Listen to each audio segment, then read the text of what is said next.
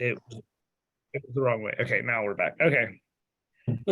So when we last left Jesus, it's kind of like the last episode of the drama or something, and I have that to be continued. But when we last left Jesus, he had been going through feedings, is where we last left him.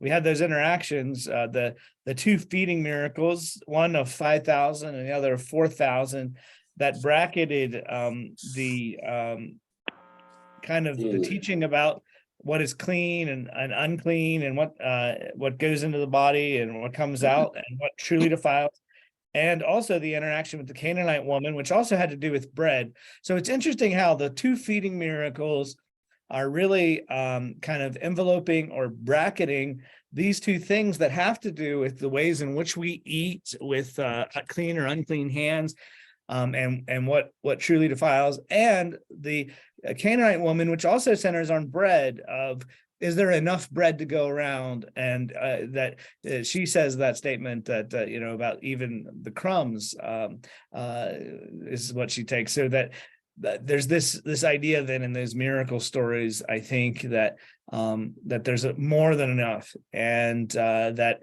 there's a change in emphasis on the external rules about how we are clean or unclean, and what becomes important is the attitude of the heart and faith, and those are the things that truly make one clean or unclean in the eyes of God. So that's where we last left Jesus, and then as we come into chapter 16, we'll meet some old friends and some new friends to some degree.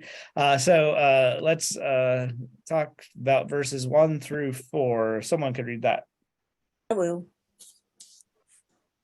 Then the Pharisees and Sadducees came, and testing him, asked that he would show them a sign from heaven. He answered and said to them, when it is evening, you say, it will be fair weather, for the sky is red.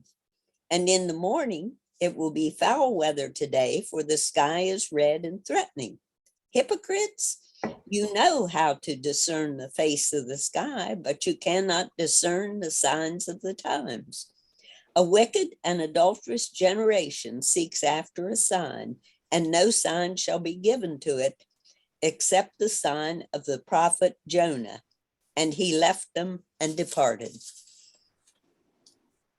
Thank you. So we have two friends, groups of friends, the Pharisees and the Sadducees, which are actually a very interesting combination because they have a lot of differences in their beliefs and the way in which their interests as well. The Pharisees very much concerned for the law and those rules about cleanliness and clean and unclean, and all of that we've been speaking about.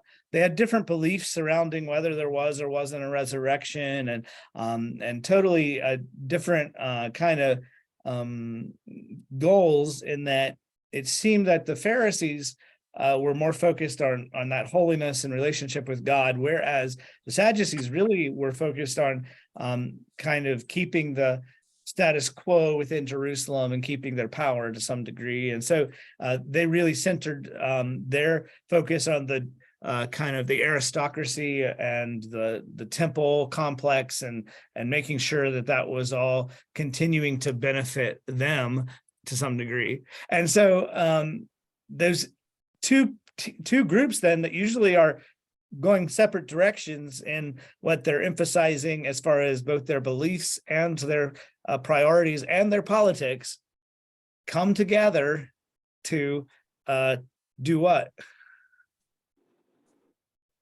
To test Try him. to catch Jesus. To test Jesus, or catch him, or different words that might be there, but test. Who is it else that tests Jesus?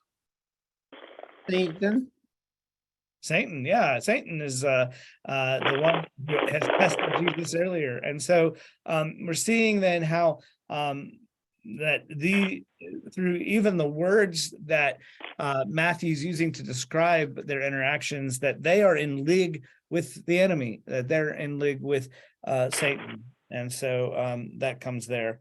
And they ask Jesus for something. What is it that they ask, or you might say demand, depending on what way you want to put it?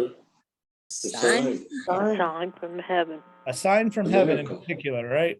They want a sign from heaven. That's more than just saying, show us a sign, right? Mhm.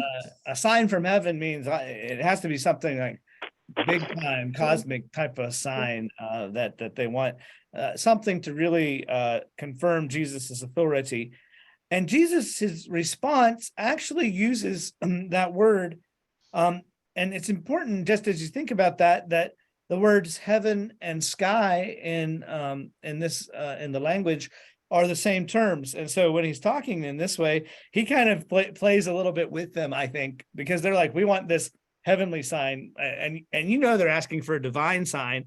And so Jesus, he turns their attention to the signs in the sky, and the way that this is the way that they told weather back in the day. And some of this might still be true today, right? With some of the different sayings, red at night, that means what? Sailor's delight, we might say. Mhm. And Red red in the morning. Sailors take warning. So that's some of the same types of things that he's pointing to here. Is they say you watch the sky, and you look for all these signs, and yet you can't see the true sign from heaven. And so that's what he says here. It will be fair weather, for the sky is red in the morning, and today will be stormy, for the sky is red and threatening. So depending on the red morning could indicate how that weather was going to be. And so Jesus is charging the Pharisees with knowing how to read the weather, the heavens, the signs of the skies, but not understanding the signs of what? Times. The times. That you don't recognize what time it is. And if we've been reading the Gospel of Matthew, what time is it? What is it that Jesus is proclaiming? His time. His time, which actually absolutely right. It's time for him and the kingdom. That's what he says. It's the coming of the kingdom. And so it is the time that they're failing to recognize is, here's the kingdom right in front of you. It's present here. And you're failing to notice that is present because of me, because of Jesus being among them. That God is doing this work right in their very midst, and they are missing it. They aren't seeing the things that he has done that points out what time it really is, that it's the time of the coming of the kingdom. That word sign comes back into verse 4, it kind of carries in there and moves kind of the statements forward. He now says that those who seek a sign are an evil and adulterous generation. So basically, Jesus doesn't really, cut any slack to them. It doesn't take it easy. He's not very diplomatic because he's basically says, you are evil and adulterous. Because they're the ones who just asked for a sign. So he's saying to them, but they aren't going to get a sign except for what? Sign of the Jonah. prophet Jonah. The sign of Jonah. Do you remember we saw that sign one other time so far? Back in chapter 12. Do you remember what Jesus said about the sign of Jonah back then? It has to do with the 3 days, but I don't remember the rest. That's right. Well, and remember, that has to do with the 3 days. So in the Old Testament story, the prophet Jonah is in the belly of the fish for the 3 days. And 3 days in New Testament language, of course, is going to refer to what? Resurrection. This is about the death and resurrection. So the sign the sign of Jonah that he's talking about here, back in verse 40 of this is very similar language in verses chapter 12, 39 and 40. He said, an evil and adulterous generation seeks a sign. No sign will be given it but the prophet Jonah. The same language, basically. And then he added there in verse 40, for just as Jonah was in the belly of the sea monster, or the fish, for 3 days and 3 nights, so the Son of Man will be in the heart of the earth for 3 days and 3 nights. And so this is Jesus kind of it's a prediction. The sign of Jonah is Jesus's death and resurrection. So that's the sign that they will get. And that's the only sign that will be given. And with that, Jesus leaves. He says he leaves them alone. And he's actually, this is the last time that Jesus will encounter. He's going to talk about the Pharisees, but this is the last time that he encounters the Pharisees or the Sadducees again until he gets to Jerusalem and the events of the final week. Any questions, observations on this request for a sign from the Pharisees and the Sadducees? Wasn't that the story of Jonah and the whale? Yeah, so some translations that say a whale or some sort of really big fish. So Mhm. Because I heard that story before, Jonah and the whale. that's a good story. And Google sometime the Jonah pulpit, and in Germany, and there's several churches that actually have this, but there's this big cathedral in Germany that has a Jonah pulpit, and when the pastor gets in the pulpit to preach, he's actually shown to be in a fish, declaring God's word from the belly of the fish. Pretty interesting. Yeah. The Jonah Pope. That's Yeah. neat. Also, always reminds me of Kennywood Amusement Park. They have the little Jonah the whale that you walk into. Yeah. That's enough of my Jonah time. Any other thoughts?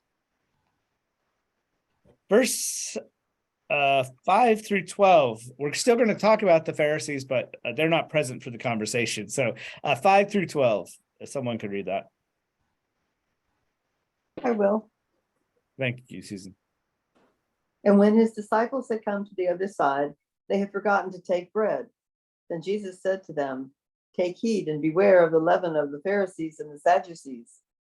And they reasoned among themselves, saying, "It is because we have taken no bread." But when Jesus perceived it, he said to them, "O ye of little faith, why do you reason among yourselves because you have brought no bread? Do you not yet understand or remember the 5 loaves of the 5,000, and how many baskets you took up? Nor the 7 loaves of the 4,000, and how many baskets you took up? How is it that you do not understand that I did not speak to you concerning bread, but you should beware of the leaven of the Pharisees and Sadducees?" Then they understood that he did not tell them to beware of the leaven of bread, but of the doctrine of the Pharisees and Sadducees. Thank you.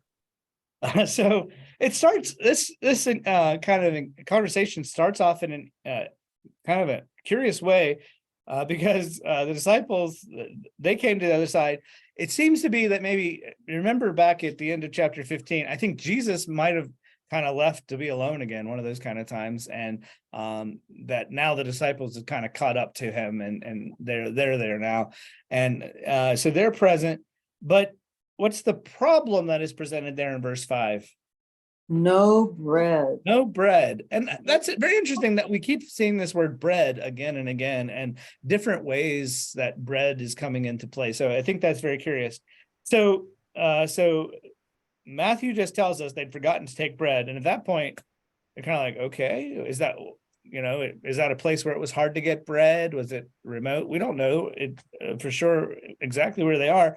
So, but it seems to be an issue that they forgot bread.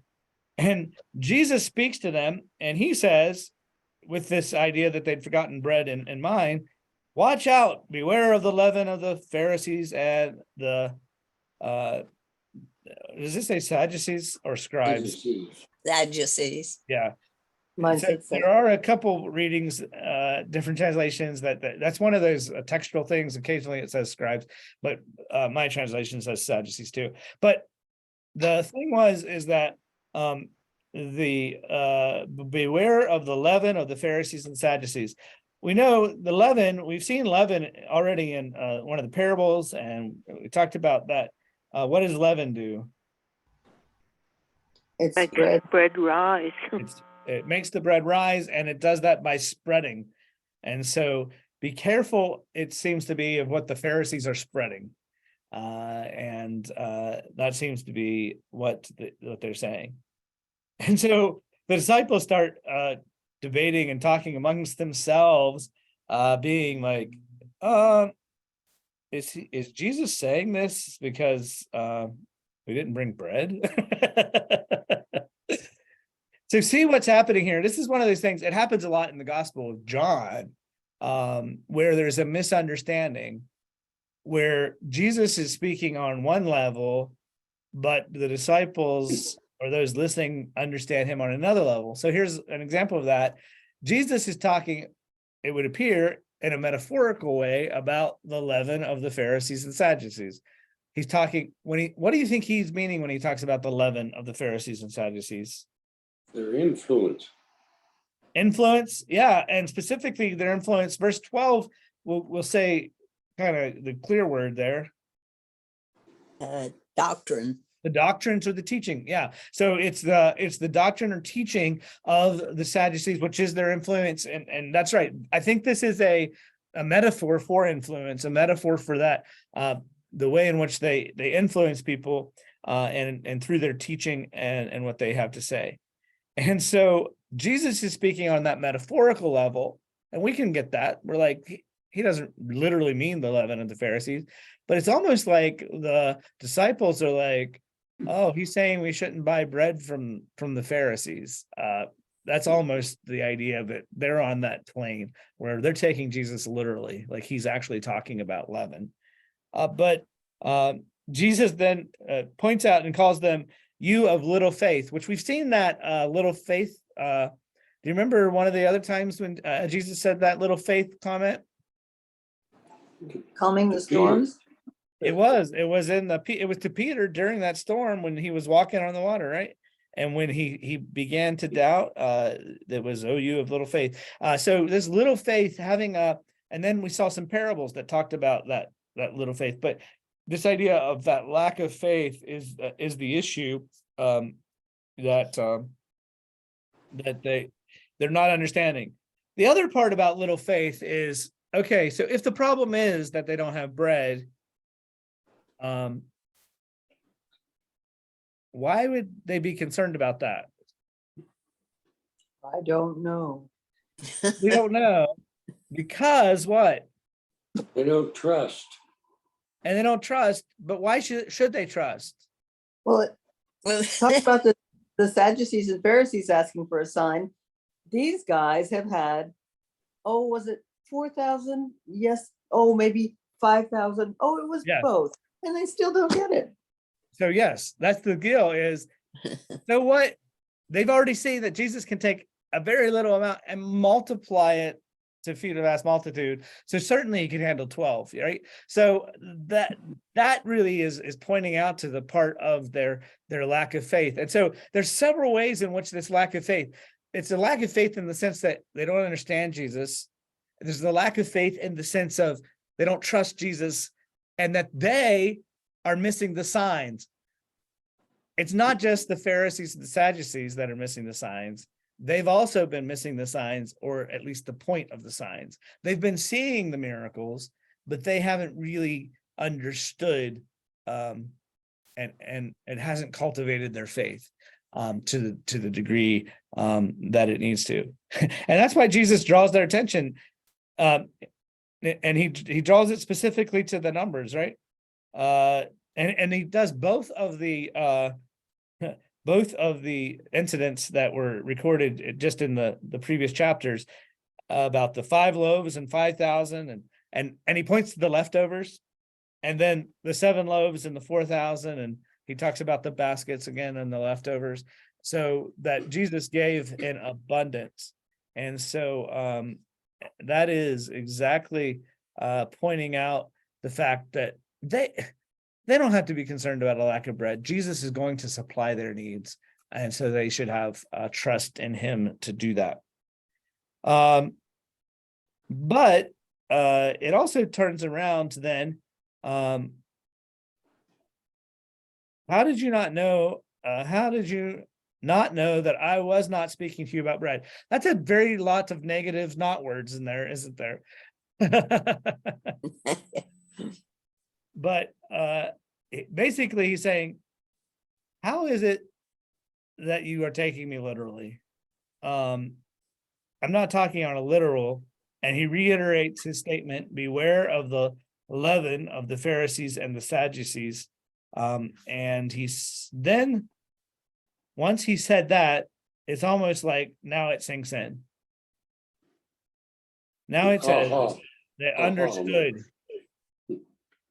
that it wasn't about bread, but it was about the Pharisees and the Sadducees and their teaching or their influence. So I think that's exactly what's happening here. And so it's again, Jesus kind of warning the disciples, and it's a further rejection of the Pharisees. You might ask, why does Matthew spend so much time highlighting this interactions between the Pharisees and Jesus? I think one of the reasons that Matthew pays attention to that, and of course all the gospel writers do to some degree, but I think it's because in his own time that this was still an issue, that the Pharisees were one of the groups that might have still been trying to have influence, and that teaching that was not a teaching of Jesus and his kingdom, that was not in line with Jesus and his kingdom, was still having influence even then. And so I think it's a message for Jesus's disciples then, and it was a message for Jesus's disciples that were in Matthew's time, and the churches that Matthew was writing to. And I think that they are being warned as well. And it's a warning for all of us to be careful about those things that influence us, that can have that corrupting influence, that can be particularly false teachers that aren't really pointing us to Jesus, but that are pointing us to teachings that take us away from Jesus. Any thoughts or observations on the Do you think it had anything to do with the fact that Matthew had been a tax collector, perhaps one of those associated with the Pharisees and the Sadducees, or in his previous life, and he was really concerned about separating from them?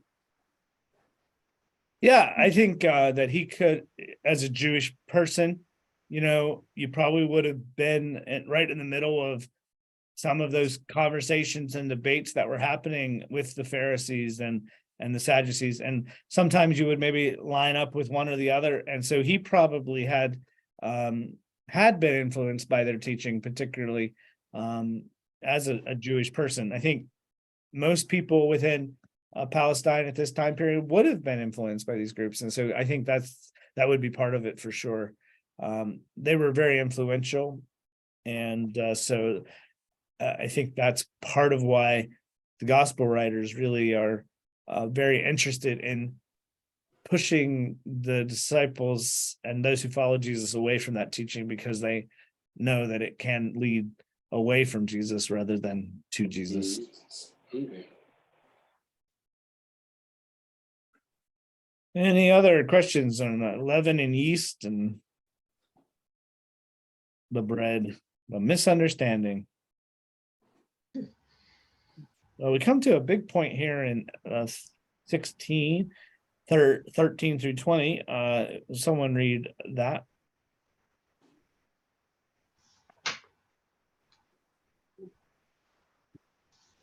No, I will. Thank you. Now, when Jesus came into the district of Caesarea Philippi, he asked his disciples, "Who do people say that the Son of Man is?" And they said, "Some say John the Baptist, but others Elijah, and still there others Jeremiah, or one of the prophets." He said to them, "But who do you say that I am?" Simon Peter answered, "You are the Messiah, the Son of the living God." And Jesus answered him, Blessed are you, Simon Bar-Jonah, for flesh and blood has not revealed this to you, but my Father in heaven. And I tell you, you are Peter, and on this rock I will build my church, and the gates of Hades will not prevail against it. I will give you the keys of the kingdom of heaven, and whatever you loose on earth will be loosed in heaven. And then he sternly ordered the disciples not to tell anyone that he was the Messiah. Thank you, bud. Appreciate that. So we have this really key interaction here, and I think sometimes we kind of read over the kind of geographical indications and where Jesus is, but I think when Mark does highlight that, sometimes there's a significance. He's not just giving it to us so we can trace Jesus' steps, but he is where? Caesarea. Caesarea Philippi. Caesarea Philippi. So as that name implies, Caesarea Philippi would be named after whom? Caesar. So Caesar is part of it, right? So it's Caesarea. So it clearly was named after Caesar and dedicated to the honor of Caesar, the honor of the emperor. But the second part also has a significance because it is named Philippi. Do you know who that might have been named after? Yes. Yes. Yes. I think about it. So remember at Herod the Great's death, Herod. yeah, the Herod. So at Herod the Great's death, this area passed to his son Herod Philip, and so Herod Philip, he kind of focused on investing in this city and enlarged this city, and he named it after himself and in honor of the emperor. So Caesarea Philippi points to that. And so that's very significant because there's several things about Caesarea Philippi. First of all, it was a center for the worship of false gods. And that includes the worship of the emperor. And so it was known as a place of pagan worship. And the fact that this statement that comes here is made in a context that would be kind of against all of those other gods and divinities and false things is important.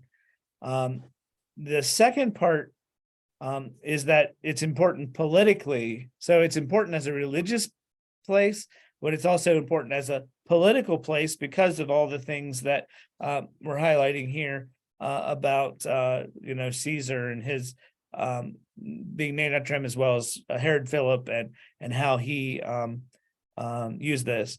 Later on, Caesarea Philippi was going to become a retreat for Emperor, who would one day be Emperor Vespasian. And at the end of the war, the Great Jewish Revolt, there was a celebration there. So this is a significant place. And so it's in a significant political and religious setting that Jesus asked the disciples this question. And the question is, and he asked it in an interesting way. He doesn't say, who do people say that I am? He says, who do people say that the Son of Man is? So it's kind of Jesus's way to talk about himself in the third person. And so he does that. And the Son of Man, we know that that's that title that comes from the Old Testament, particularly in the prophets of Ezekiel, but also Daniel. In the book of Daniel, you have that Son of Man imagery, which certainly points to some of the messianic overtones. But the disciples give it answers then, and their answers all are what? John the Baptist, Elijah, and Jeremiah. Yeah, so John the Baptist, Elijah, Jeremiah, or one of the prophets. What all those have in common is they all at some level are prophetic characters. Remember that John the Baptist has been significant in this book already. We saw him baptize Jesus. We saw him coming out into the wilderness and proclaiming that the kingdom of God is near, and that he was opposed by the same people that opposed Jesus, and that we saw that he died because of his commitment to God. And so so John the Baptist, who John the Baptist was also seen at some level as the return of Elijah, who was a very significant Old Testament prophet. Many say, and we'll see that we'll get to the Transfiguration, and when at the Transfiguration, it's Elijah and Moses who represent the law and the prophets, because Elijah was kind of the one of the key figures in the prophets, and one of the foremost among them. And he was the one who in Malachi, at the last book in our English Bibles in the Old Testament, it says that it closes with that announcement that Elijah is going to come again and return before the great and terrible day of the Lord. And so Elijah was seen as someone who would come back to restore unity among God's people as they prepared for God's coming in order to establish his kingdom. And so Mark actually includes this kind of interaction, and he has both John the Baptist and Elijah and one of the other prophets, but he doesn't include Jeremiah, who Matthew highlights here. Jeremiah is interesting because Jeremiah was well known as a prophet who was a rejected prophet, that they didn't really heed a lot of what Jeremiah said. And I think the fact that Jesus might be kind of characterized with Jeremiah would point to the fact that there is opposition to Jesus, just like there was opposition to Jeremiah, and that he was perceived as a kind of Jeremiah was seen as kind of a doomsday killjoy kind of guy who was rejected by all of his contemporaries, and that maybe they see that Jesus too is being rejected by those around him. So that's kind of, Jeremiah is really sad, I think. I read a book once about how it was a psychology book that was trying to diagnose Jeremiah with clinical depression, which he might have had. So he certainly had a tough life. That's why they call him the weeping prophet. But we think sometimes, prophet, prophet is the one who comes and declares God's word, but prophet was very significant as far as kind of the messianic expectations, because it was widely held that the prophets would not kind of arise in Israel again until the end times, that there had been this period where the prophets hadn't spoken, and that the prophets would once again speak when the end came. And so the fact that they're starting to see Jesus as maybe one of the prophets is significant, in that they do see that as a possible precursor to the coming of the kingdom. And so that would have been significant. But Jesus takes the question to the next level, and it's clear that those answers that the disciples have given, John the Baptist, Elijah, Jeremiah, or one of the other prophets, that those aren't actually satisfactory answers, because he asked them, what about you? Who do you say that I am? And the emphasis there is on I. Who do you say that I am? And it's our buddy Simon Peter, who again steps forward, and Simon Peter gets up, and he says that Jesus is what? The Christ, the Son of the living God. The two phrases there that are very significant: the Christ and the Son of the living God. So the Christ, I think Bud translation put it as Messiah, and so that's exactly what it is. Christ is the kind of the Greek transliteration, and then Messiah was kind of the Jewish expectation. So you know what that word Christ and Messiah means, by the way? Anointed. Anointed, yeah, the anointed one. So he was the anointed one. And so that's the first thing, to say you're the anointed one. Well, that's huge, that he's the Messiah of Israel, the one who they saw to bring in the kingdom. But not only that, but the Son of the living God. So they're recognizing him to be who God had said he was back at the baptism, and who Matthew introduced him as in the beginning of this book, as the Son of God. And so they're recognizing that he is the Son of God. But pretty interesting how he describes God here. What he gives God an adjective. What adjective is there? Living. living. And I think that's significant, that this is a God who is alive. We sometimes read over that, you're the Christ, the Son of the living God. But if you're in a context like Caesarea Philippi, that was well known for idol worship and dead gods, gods that were made of material that was human hands, of wood and stone and all this kind of stuff, if those are the kind of gods you're worshiping, and Peter says, no, we worship you're the Son of the living God, the one who really is alive. That's a big statement in the sense that that is in opposition to the idols of that time, to all those pagan gods, and in opposition to the emperor himself, who would have been worshipped among those other gods. So that's a pretty big statement that he makes, particularly at a place called Caesarea Philippi. And so he is the Son of the living God, living being kind of part of the emphasis. And evidently, as much as he gets it wrong, this time Peter gets it right? And Jesus says, "Blessed are you," just like that word that we saw in the Sermon on the Mount, right? Blessed, that he is one of those among that's in the right place within the kingdom. And he says, "Blessed are you," and he says that he calls him Simon. I think your translation said Bar Jonah, and you'll see that a lot. Yeah. The word Bar is simply the Hebrew word for son. So when it says Simon, son of John, or son of Jonah, it could be seen as both of those, but he's just identifying who he is. He says, flesh and blood didn't reveal this to you. In other words, you didn't get this because of human knowledge or human understanding. This has been revealed to you from a divine source. It's been revealed to you from God, and specifically my Father, which again, that language Father takes us back to the baptism where Jesus is my beloved Son. And so again, it's confirming who God has already said he is. Now the disciples are finally coming to understand that and confirm it.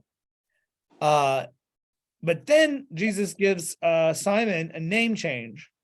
So his name is Simon, but his new name is what?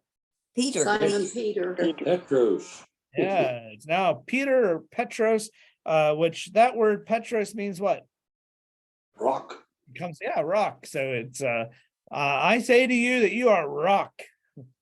Your name is now Rocky, and on this rock I will build my church, and the gates of Hades will not overcome it. So he starts first of all with a building metaphor, and I think that's significant that a rock or a stone, of course, would be an element, so that Peter in some way plays this role that he is a foundational member of the church. Now, of course, within the history of theology and history, in general, that has taken on a greater significance for some parts of the church. This is a very important passage for Roman Catholics to say that, Peter is the one who is kind of given the authority of the kingdom, and even to this day that the Pope is the one who kind of is on the seat of Peter. As Protestants, of course, we don't believe that, but this has become that teaching of this foundation, that upon you are Peter, and upon, now what he says is you're Peter, and on what? This rock. Yeah, and so that can be read in two different ways. It could be read in this rock, as in Peter, that you're going to play a key role and kind of leading this, and that can be a way that can be read. But this rock could also be read as Jesus, that you are Peter, and on this rock, you could imagine him kind of pointing to himself in a sense, I will build my church. And so that Jesus is the foundation, and he's using the name change to highlight his role as the foundation of the church. And so most Protestants, we kind of see it more as a reference to Jesus, whereas a lot of our Catholic brothers and sisters would see it as a reference to Peter and the authority that Peter has. But the important point of this is, I think, what Jesus says, and you can argue some of that language about it's a little bit ambiguous of this rock, but you can't argue any ambiguity in what Jesus says, that I will build my church. It's not I might, but that's also future, right? That it's going to continue. It's not that Jesus isn't going to leave it, that it's going to continue to happen. I will build my church into the future, and it will continue to happen. And not only that, but the gates of Hades, and the old King James always said the gates of hell. Does most of your translations say Hades? Are there any other words other than Hades or hell? So within that idea of Hades, you had that was seen as the place of the dead, kind of the abode of the dead, the place of the underworld. And so when it says the gates of Hades, I think it's significant that it's the gates of Hades will not overcome it or will not prevail against it, against the church, right? Is what it's saying, that the gates of hell will not prevail against it, the gates of Hades. Gates were often the weakest point in a defense system of a city, because that's where you could get in and out, right? And so as that weak place, they would be fortified greatly. You would have a lot of defenses at the gate. And there's a little bit of a tension here, right? That you can bar those gates to prevent people from going in and out. And in that way, it's kind of a defensive thing.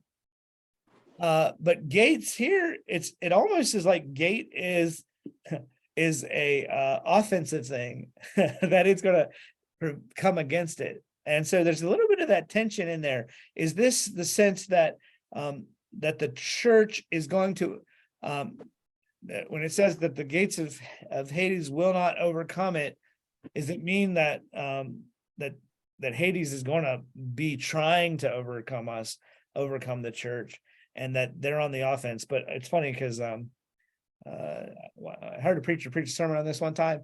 When is the last time you were hit by a gate? That was his sermon.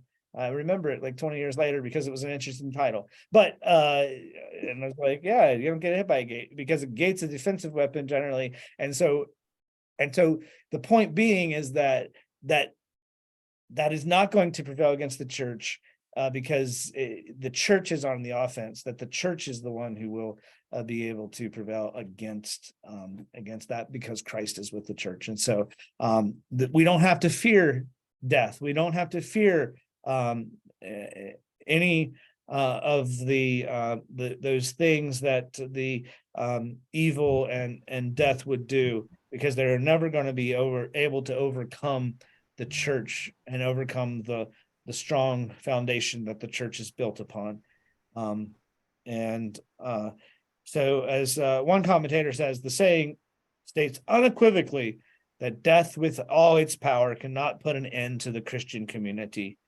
Those who worship the living God, once again, they're the living God, right, need not fear the power of death. And so there's that sense that living God again plays a key role, that as we're in this, it is a sense of spiritual warfare, but gates of Hades has no chance to prevail against the church. Now, the gates, and talking about gates, that might lead to the next part about it, is that Jesus promises to give what? Keys to the Heaven. kingdom. The keys The kingdom. of the kingdom of heaven. Of course, Matthew often uses kingdom of heaven rather than kingdom of God. Keys were seen as, first of all, a symbol of authority. Access. What's that? And access. Yeah, those are two Access. things I was going to say. Authority and access. So both of those are important. So the authority is the sense of, if I have the keys, I'm the one who's in control, and I can let you in. And the other sense is that if I have access, I have a way to get in. And so the keys of the kingdom means that we are able to go and be part of the kingdom. And that in some sense here, I think this is what we often miss in context, is Jesus had just warned them against the leaven of the scribes and Pharisees. And I think part of what he's doing here is saying that it's not the scribes and the Pharisees who are the correct interpreters of scripture. what Matthew is doing is showing us that Jesus has given his disciples kind of the role of being the ones who will lead the church and help them to come to that understanding. And so it's the teaching of Jesus that is the key. It's not the teaching of the Pharisees and the Sadducees.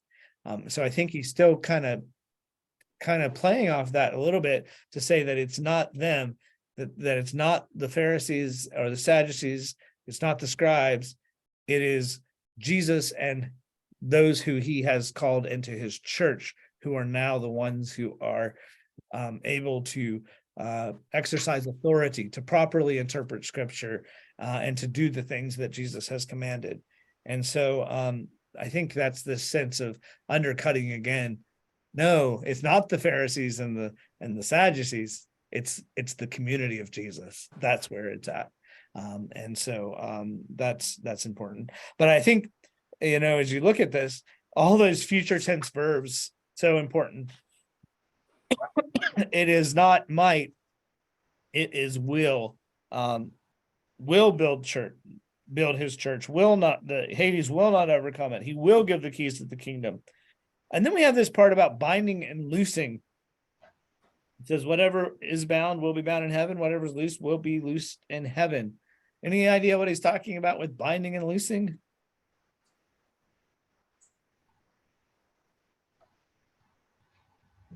Commentators see different things with this. In some sense, binding and loosing could be, again, and this is why there is sometimes when that's been used as a metaphor for the interpreting of the law, that you're the one who kind of is the interpreter of the law. So in that sense, then it could be saying that this community of Jesus is the proper way to read the law. The other ways, binding and loosing can be community discipline, and it can also refer to in a more spiritual realm as far as overcoming the demonic. So in all of those levels could be implied here. But as a whole, what Jesus is doing is he's giving authority to his followers and saying that they will have this authority. And so he's again really pointing out, and I think what Matthew is trying to do for his audience by highlighting this and highlighting it for us is to say that these disciples, even though they didn't always get it, and even though they sometimes had little faith, that you can trust these guys because Jesus says they're going to be the ones who are able to carry out the mission. And so if you stay focused on the teaching that they've been bringing, which is the teaching of Jesus, and not the scribes and the Pharisees, that's where you will truly find life and you will connect with the living God. Maybe to condemn and pardon. What's that? Maybe to condemn and pardon. Yeah, even that can be part of it. And that goes along with some of what Jesus does at the end of like the Gospel of John, when he says about authority to forgive and that part. Again, that is future tense. I will, whatever you bind will be bound. So all this is going to happen, but at this point, it's promises. It's not going to happen yet because first Jesus has to go somewhere. And he has to go to Jerusalem. So let's read 21 through 23 and kind of, that's it, 23 through 28. I think we could, 21 through 28. I mean, we can kind of finish that whole chapter if someone would read that. I will. Thank you, Polly. From that time on, Jesus began to explain to his disciples that he must go to Jerusalem and suffer many things at the hands of the elders, chief priests, and teachers of the law, and that he must be killed and on the third day be raised to life. Peter took him aside and began to rebuke him. "Never, Lord," he said. "This shall never happen to you." Jesus turned and said to Peter, "Get behind me, Satan. You are a stumbling block to me. You do not have in mind the things of God, but the things of men." Then Jesus said to his disciples, if anyone would come after me, he must deny himself and take up his cross and follow me. For whoever wants to save his life will lose it, and those who lose his life for me will find it. What good will it be for a man if he gains the whole world, yet forfeits his soul? Or what can a man give in exchange for his soul? For the Son of Man is going to come to his Father's glory with his angels, and then he will reward each person according to what he has done. I tell you the truth. Some who are standing here will not taste death before they see the Son of Man coming in his kingdom. Thank you, Pauline. So from that time on, and so after that confession, and then Jesus's name change with Peter, from that time on, Jesus began to show his disciples that it was necessary, that he must. That's a very important word. In Greek, it's just a 3-letter word, DEI, day.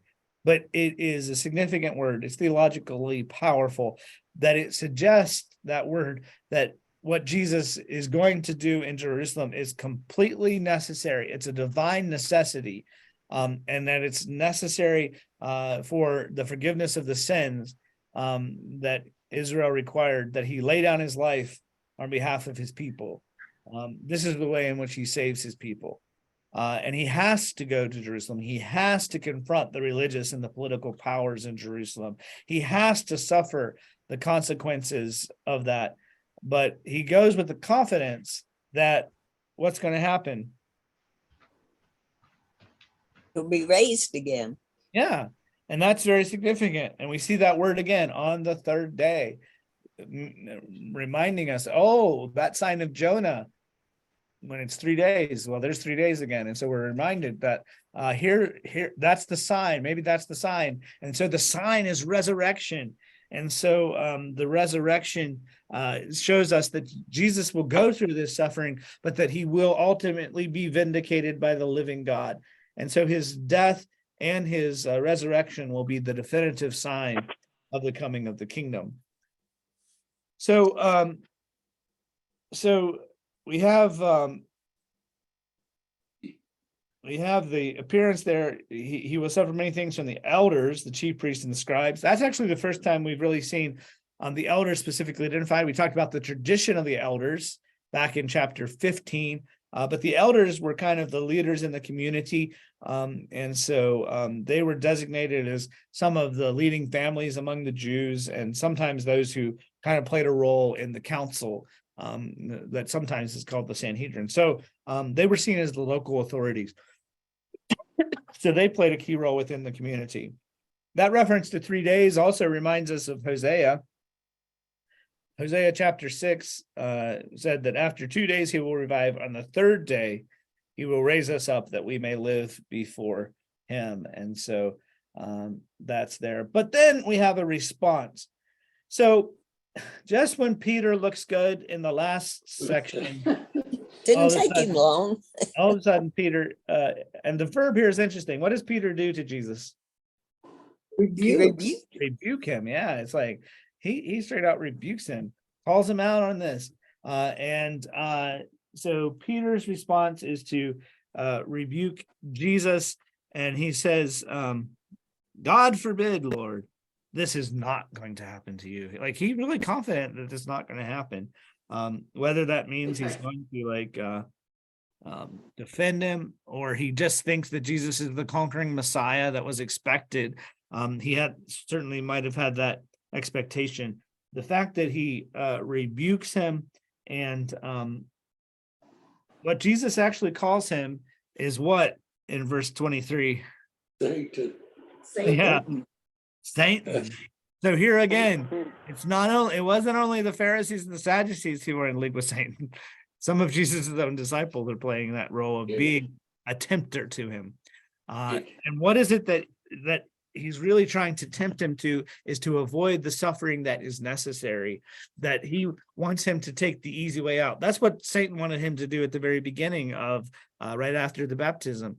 And that's the same thing now that his disciples are going to do, are trying to do in person of Peter. And Imagine, what's that? imagine how much temptation that would be. Oh, from a human point of view, right? That had to be huge. Oh, gosh. Yeah. That would have been like, and you know, one of the gospels, he could have called 10,000 angels. He could fight this thing. But he does it. And that's a big part of this. So that Jesus has these temptations shows us that, you know, if Jesus was tempted, we shouldn't expect anything less, that we'll probably be tempted to go off course as well. Wow. So I think it's the other thing that he calls him. So get behind me, Satan. You're a tempter, just like Satan. And so he calls him that. But then the next thing he said, he also tells Peter that he's a what? Stumbling block. Yeah, you are a stumbling block. So it's very interesting. He just renamed him Rock, and now he says you're a stumbling block. It's cool because it rhymes in English. Think about it, because in a sense, there's this idea that he is a rock in the first part, where a rock is a sense of something sturdy, but a rock can also be something that causes someone to stumble. And that there's this choice before Peter. What kind of rock are you going to be, Peter? Are you going to be one that is firm and a leader within the church and that person who has a firm faith? Or are you going to be a stumbling block? That you could be either one. Are you going to be a stone of offense? That's that word that is there. It's the word scandalon, from which we get scandal. That he is that stumbling block, that scandal. And so it reminds us that, you know, in Isaiah talks about the stone that has become a stone of stumbling. And so this one commentator says this image is Peter as in verse 18 of Peter as rock has probably influenced the image of Peter as stumbling stone, just as Christ himself is both a foundation stone and a stone of stumbling for some. So you can be both. And so this is all about temptation again, Jesus being tempted, and Peter is tempting Jesus to not take the path of suffering, to not take the path of self-denial. But Jesus says, basically, that kind of thinking, Peter, is stinking thinking. He says that is human thinking. Again, do you see the contrast? What did he say when Peter said, "You are the Christ, the Son of the living God"? Human didn't tell you this. Yeah, you're not thinking in human terms. And now, very next moment, Peter, you're thinking in human terms. It's like, see how fast we can be, that we can be on one level. Oh yeah, I'm hearing God's voice and I'm doing the right thing. And then that fast, we can all of a sudden be like, oh, I missed that one. And this can happen in our faith as well. And so I think it helps us to be aware of that the same person who is the rock can be the stone of offense, that the same one who has divine revelation can also be the one who has human thinking. And so Peter plays that kind of cautionary role that we kind of should see ourselves in Peter, I think, because we tend to do that as well. And when Peter says, you know, it's never going to happen to you. And the last thing that he does, so he says, well, it's actually the first thing, but we haven't talked about it. So he calls him Satan, he calls him stumbling block, but the first word that he actually says to him was what? Get behind me. Get behind, yeah, get behind me. So I think that's a significant phrase as well. In one sense, it's get behind me, get out of my way, because you're going to cause me to be, stumble and to be tempted. So it's that phrase, but also, who is it that's behind someone? Friend that's boosting them up.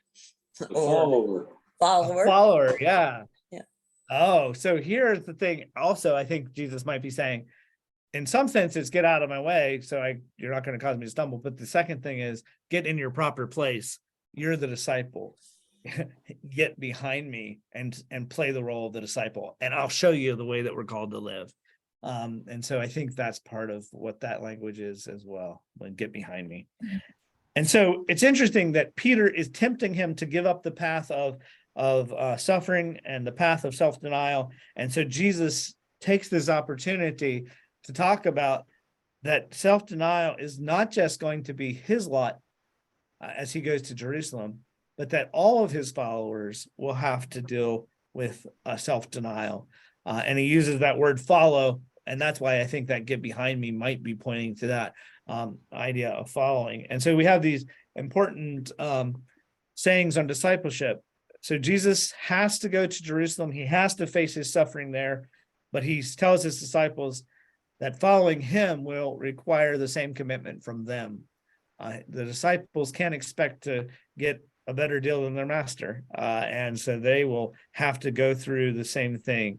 And so I think what this is telling us is lordship and discipleship are connected.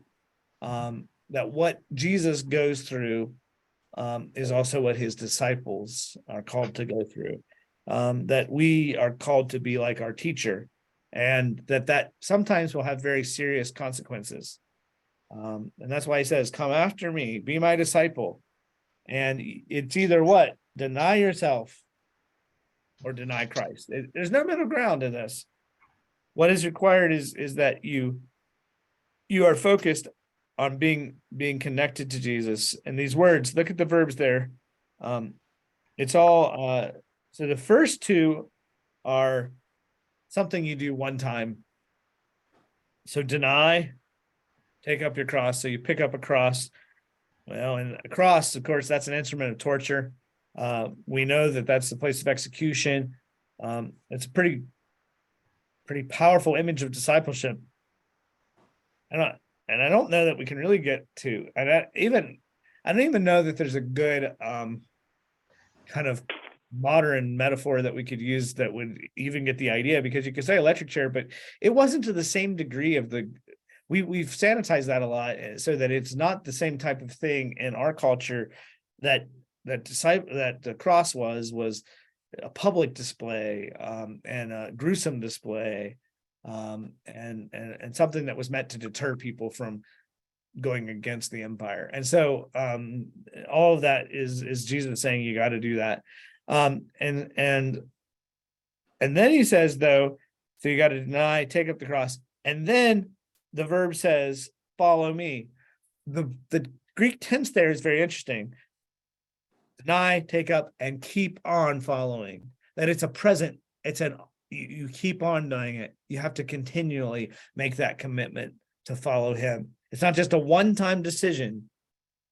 That's a daily decision. It's an all-the-time decision of following Christ. So keep on following. And so you have all the this idea to deny yourself. What does he say as you go on there? Those who want to save their life will lose it, but those who lose their life for my sake will find it. And then he has that about gaining the whole world, but losing your life and giving it. What would you give in exchange? All those are metaphors from commerce and markets and buying and selling. Has to do with gaining. That would be to get something by investment, to forfeit. So forfeiting your life, that means to, give it up. And that give in return for also is you give something in order to get something. That's also a commercial analogy. And so if one forfeits your life with God, that's kind of the idea. If you can forfeit your life with God, what could you possibly give in exchange for that? And the idea is nothing. That anything else pales in comparison to the life that we're called to live, which is the life connected to Jesus to God through Jesus. So verse 27, for the Son of Man is about to come in the glory of his Father with his angels, and then he will repay. There's the same word, and give in exchange. It's repay this time, each according to their works or way of life. What translations does anyone? So there's a textual variant. Some say works and others say way of life. This is one of those places where it's kind of a tension within the scriptures, because we know on the one hand that salvation is a completely free gift of God, that it requires God's grace and mercy, right?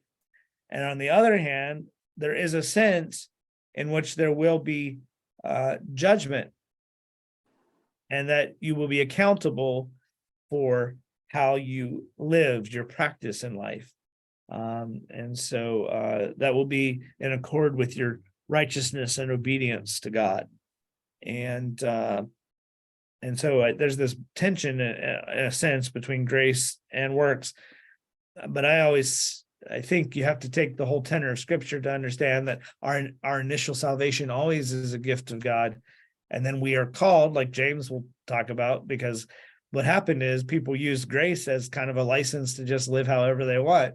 And so for a lot of the New Testament writers, they're calling us back to also say, oh yes, we're also accountable for how we live once we're in relationship with God. And so that is part of what that is. And then we have this idea that amen, or truly I say to you, there are some standing here will not taste death before they see the Son of Man coming into his kingdom. So some standing here, that would seem to indicate those who are present with Jesus. And this points, I think, to really the idea that this is going to happen. So what do you think it is that Jesus is referring to then, if he says that those folks are going to see it and not taste death before they see the Son of Man coming in his kingdom? When does the Son of Man come into his kingdom? Easter Sunday. Easter Sunday? Yes. Any other ideas? The transfiguration. Yes, at the transfiguration, yes. When you're That's born right. again, as he Yes, told Nicodemus, when you're yes, when born you're again. born again, the kingdom, yes, he talks about that for sure. And at the second coming. So all of that, I think, is there. But I think specifically in this context, he might be getting us ready for the transfiguration that's coming up. But the transfiguration is pointing us also to the cross and the resurrection. So I think it's the whole thing, that Jesus's kingdom is inaugurated through what happens in Jerusalem. And so it's everything that's happening in the second half from the transfiguration all the way into his journey into Jerusalem, and especially the cross and the resurrection, because this is all showing us that Jesus is coming into his kingdom, and then that kingdom will be completely brought in at the second coming. But he's coming into his kingdom, I think, through the cross and resurrection, and that's previewed at the transfiguration. So it's all there. So very interesting, that statement. A lot of people will use that as like a statement. Well, Jesus didn't come back when those people were there. But I don't think he's actually talking about that. I think he's, because the kingdom has come in Jesus, and the kingdom is present. And so I don't think he's only talking about this future, like the second coming. I think the Bible clearly talks about a second coming and has that hope for the second coming. But I don't know that that's what he's talking about these people that are standing here and what they're going to see. Could it also be referring to Palm Sunday as far as his being revealed when he goes into entrance of Jerusalem? You can certainly see it that way, right? Coming into the city. Yeah. That's interesting to think about, that word coming into. Yeah. So it could be. I think it's all the above. That's why I kind of see it as the whole thing. This is what Jesus is doing as he goes to Jerusalem, is coming into his kingdom, but it's not what they expected it would be, where he would destroy all the political people, the oppressors, and conquer them in that sense. He comes into his kingdom by suffering and by giving his life. He's vindicated through the resurrection, and that his followers then are called to take that same path, that they're called to live that life of self-denial, which might lead to persecution and death, but ultimately will lead to resurrection life. When Peter confessed, "You are the Christ, the Son of the living God," Jesus said, "Peter, you're a rock, and that is the rock on which I will build my church." And that foundation, that rock, is confession that Jesus is the Son of the living God and the Messiah. And that is the basis of the whole church. That's a possible interpretation, because you could see it as that it's the confession that becomes the key thing. It's Yes, really ambiguous as to like the language, so that is a possible way to see it, because the confession could be the key part. That's the key, is recognizing who Jesus is, confessing that, and then living. One of the Bibles that I was reading in, but I forget which one it was, I read several, said that the rock was the truth that Peter spoke, and he could have only gotten that truth from God. exactly. Which that would imply that kind of confession idea, yeah. The Mhm. confession that he is the truth of the Right. Christ, the Son of the living God. And that's what the rock was, the truth of what God spoke, and Peter said that. There's a And even verse though- that, go ahead. Even though the word for, or the Greek word for Peter, the rock, and the rock that Jesus says, it's not the same word. So even though it's the same understanding in English, it really isn't. Let's see what, I have to go back to look at the two words. I just remember that they're different words, but I forget what it is. Petros is the one. It's kind of like Petros and Petra, I think, but yeah, Cephas is in there also. that's the Aramaic term, is Cephas. Yes, That's Cephas. Aramaic for Peter, and that does mean rock as well. I have a translation, but let's see. Matthew 16.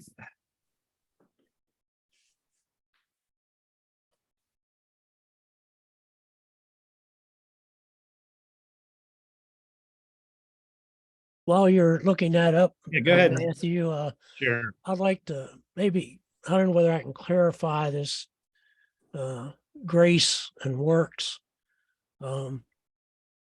God is a loving God, but he's also a just God. And instead of thinking in the terms of grace and works, think of it as your belief tells you where you're going to go, whether you're going to hell, whether you're going to heaven. That's based on your belief. Your behavior determines your works. In other words, your behavior turns you, is going to determine how you live with God in eternity, or how you're going to live in hell with Satan. Your behavior determines how you live, and your belief determines where you will live. Yeah, you could see some of that in the sense of Because Jesus, completely yeah, by Jesus- grace. Jesus promises all the way through that believers are going to get rewards. So when you die, if you're a believer, you go to the judgment seat of Christ, or the Bema seat, and you'll receive rewards for the way you lived your life on earth. And if you're an unbeliever, you're going to be at the white throne judgment, and you're going to be sentenced to torture depending on your works. In other words, a guy who might not believe in God, but he raises his family, he goes to work, and and participates in community, but he just doesn't believe in God, he's going to have worse punishment or more tolerable